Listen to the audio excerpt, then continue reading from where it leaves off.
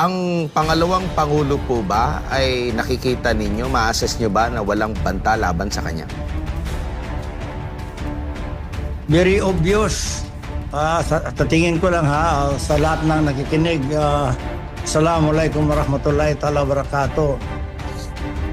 Very obvious ang ginawa na magtanggal ng security para the Vice President will be open to any accident, incident, whatever. Vulnerable yan.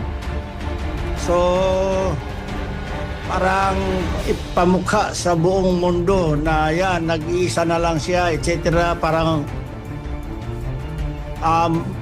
matanggalan ng pwersa, talagang vulnerable siya. So it is a violation yan. Gaano namang kahalaga na yung mananatili